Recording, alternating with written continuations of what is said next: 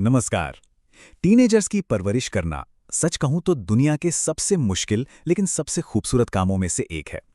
ये एक ऐसा दौर होता है जब बच्चे बहुत तेजी से बदल रहे होते हैं और इस बदलाव में कभी-कभी हमारे सबसे अच्छे इरादे भी हमें गलत दिशा में ले जा सकते हैं। तो चलिए आज समझते हैं कि इस सफर को हम थोड़ा और आसान कैसे बना सकते हैं। तो शुरुआत इस बहुत जरूरी सवाल से करते हैं। एक कामयाब और खुशहाल टीनेजर को अपने माता-पिता से असल में क्या चाहिए होता है? देखिए, इसका जवाब हमेशा वो नहीं होता जो हम पहली नजर में सोचते हैं। ये सिर्फ अच्छी सलाह या अनुशासन से कहीं कहीं ज्यादा गहरी बात है। और यहीं पर असली चुनौती शुरू होती है।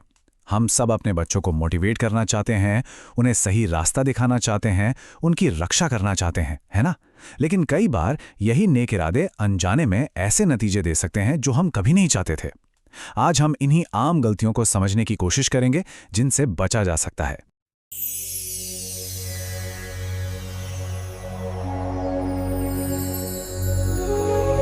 आज हम 4 मुख्य बातों पर गौर करेंगे। पहला, तारीफ और नुक्ताचीनी का जाल। दूसरा, उनकी भावनाओं को न समझना। तीसरा, ये जताना कि हम ही बेहतर जानते हैं। और चौथा, उन्हें उनके कामों के नतीजों से बचा लेना। चलिए एक-एक करके इन्हें समझते हैं। तो चलिए हमारे पहले मुद्दे पर आते हैं, प्रशंसा और आलोचना का जाल। ये एक बहुत ही नाजुक संतुलन है।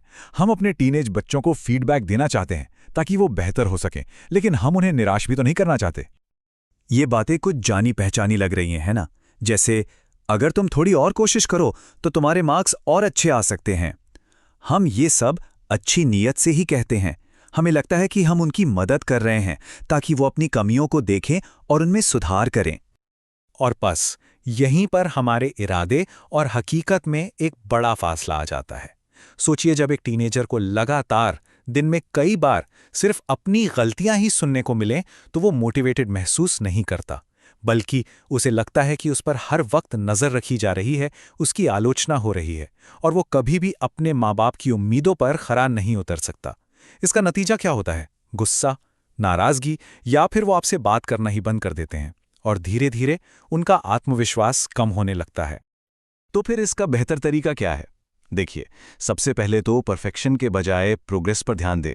उनकी छोटी छोटी कोशिशों को, छोटे छोटे सुधारों को सराहें। हर छोटी बात पर टोकने से बचें और सबसे जरूरी, उनके बर्ताव को उनकी पहचान से अलग रखें। तुम गैर जिम्मेदार हो कहने के बजाय ये कहना कहीं ज्यादा असरदार है कि ये गैर जिम्मेदाराना काम था। अब हम आते हैं अपने दूसरे मुद्दे पर, जो इमोशनल लेवल पर बहुत बहुत जरूरी है। ये है टीनेजर्स की अंदरूनी दुनिया, यानी उनकी भावनाओं को गलत ठहराना या खारिज कर देना। ये एक ऐसी गलती है जिससे हर हाल में बचना चाहिए। अक्सर जब टीनेजर्स परेशान होते हैं तो हम मदद करने के इरादे से कुछ ऐसा कह देते हैं, अरे इसमें इतना दुखी होने वाली क्या बात है, या तुम तो हर बात को दिल पे ले लेते हो। ये बातें, चाहे हम अनजाने में ही कहें, उनकी भावनाओं को छोटा कर देती हैं। हमारा इरादा शायद उन्हें ये सिखाना होता है कि मजबूत बनो, छोटी छोटी बातों पर परेशान मत हो। लेकिन एक टीनेजर इससे बिल्कुल अलग तरह से महसूस करता है। उसे लगता है कि उसकी भावनाएं गलत हैं, या शायद उसे ऐसा महसूस ही नहीं करना चाहिए। जब ऐसा बार बार होता है तो वो अपनी भावनाओं को दबाना सीख जाता है, जो आगे चलकर मेंटल हेल्थ के लिए बहुत नुकसानदेह हो सकता है। तो यहाँ सबसे ज़रूरी बात यह है कि आप उनकी प्रॉब्लम सॉल्व करने से पहले उनकी फीलिंग को समझें। बस इतना कहना कि मैं समझ सकता हूँ कि तुम इस बात से दुखी हो, या हाँ ये वाकई बहुत फ्रस्ट्रेटिंग है, उन्हें ये एहसास दिलाता है कि कोई है जो उन्हें समझ रहा है। प्रॉब्लम का सल्यूशन बाद में भी मिल सकता है, लेकिन वो इमोशनल कनेक्शन, वो पहले बनना ज़रूरी है। चलिए अब तीसरे मुद्दे की ओर बढ़ते हैं, जो आज के डिजिटल ज़माने में और भी ज़्यादा मायने रखता है। ये है मैं बेहतर जानता हूँ वाला रवैया। मतलब जहाँ माता पिता लेक्चर देते हैं और बच्चे बस सुनते हैं। इसे समझने के लिए आर्टिफिशियल मैच्योरिटी के कॉन्सेप्ट को समझना होगा। देखिए, आज के टीनेजर्स इंटरनेट की वजह से जानकारी के एक समंदर में जी रहे हैं। उन्हें बड़े बड़े मुद्दों पर बहुत कुछ पता होता है और इस वजह से उन्हें लगता है कि वो अपने माता पिता से ज्यादा जानते हैं। लेकिन ये जो मैच्योरिटी है ना, ये अक्सर आर्टिफिशियल होती है। मतलब उनके पास जानकारी तो बहुत है, लेकिन उस जानकारी को संभालने के लिए जो इमोशनल या सोशल समझ चाहिए वो नहीं होती। और जब हम इस बात को समझे बिना उन्हें लेक्चर देते हैं और कहते हैं मुझे पता है तुम्हारे लिए क्या सही है, तो टीनेजर्स को लगता है कि उनकी नॉलेज को बेकार समझा जा रहा है। नतीजा, वो चुप हो जाते हैं, बातचीत से पीछे हट जाते हैं। और ये कोट इस पूरी बात को बहुत खूबसूरती से बताता है। असली बदलाव तब नहीं आता जब आप उन्हें समझाते हैं, बल्कि तब आता है जब वो महसूस करते हैं कि उन्हें समझा गया है। इसलिए लेक्चर देने से ज़्यादा ज़रूरी है उन्हें सुनना, उनके नज़रिए को समझने की कोशिश करना, भले ही आप उससे सहमत ना हों। और अब हम आते हैं अपने आखिरी और शायद सबसे ज़रूरी मुद्दे पर, अपने बच्चों को उनके कामों के नेचुरल नतीजों से लगातार बचाना। यहाँ ज़रूरत है जिंदगी को ही सबसे बड़ा टीचर बनने देने की।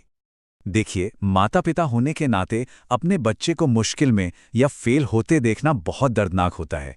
हमारा पहला रिएक्शन होता है कि हम उन्हें बचा लें, लेकिन प्यार में की गई यही हरकत लंबे समय में उनके विकास को रोक सकती है।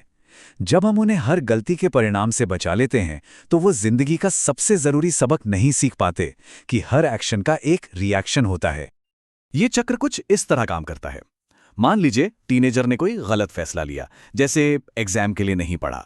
माता पिता घबरा जाते हैं और बीच में आ जाते हैं। वो टीचर से बात करके कोई बहाना बना देते हैं या डेडलाइन बढ़वा लेते हैं। अब बच्चा फेल होने के बुरे नतीजे तो बच गया, लेकिन इस प्रोसेस में वो ये नहीं सीख पाया कि मेहनत ना करने का नतीजा क्या होता है। उसे लगने लगता है कि कोई ना कोई उसे हमेशा बचा ही लेगा। तो क्या करें? बहुत सिंपल, नतीजों को खुद बात करने दें। अगर वो अपना होमवर्क घर भूल जाते हैं तो उन्हें स्कूल में इसका सामना करने दें। अगर वो अपने कपड़े धोना भूल जाते हैं तो उन्हें वही गंदे कपड़े पहनने की असुविधा महसूस करने दें। और जब ऐसा हो तो उन्हें ताना मारने या ये कहने से बचें कि देखा, मैंने तो पहले ही कहा था। बस उस नतीजे को अपना काम करने दीजिए। असली सीख वहीं से मिलेगी। आखिर में ये सारी बातें इस एक विचार पर आके टिकती हैं। हमारा लक्ष्य एक ऐसा बच्चा मैनेज करना नहीं है जो चुपचाप हमारी हर बात माने। हमारा लक्ष्य एक ऐसा अडल्ट तैयार करना है जो मजबूत हो, जो अपनी गलतियों से सीख सके और जो अपने कामों की जिम्मेदारी लेना जानता हो। तो ये सवाल खुद से पूछना बहुत ज़रूरी है। क्या हम एक ऐसा बच्चा पाल रहे हैं जिसे जिंदगी भर हमारी ज़रूरत पड़ेगी, या एक ऐसा आत्मनिर्भर एडल्ट तैयार कर रहे हैं जो दुनिया का सामना करने के लिए पूरी तरह से तैयार हो? इस पर ज़रूर सोचिएगा।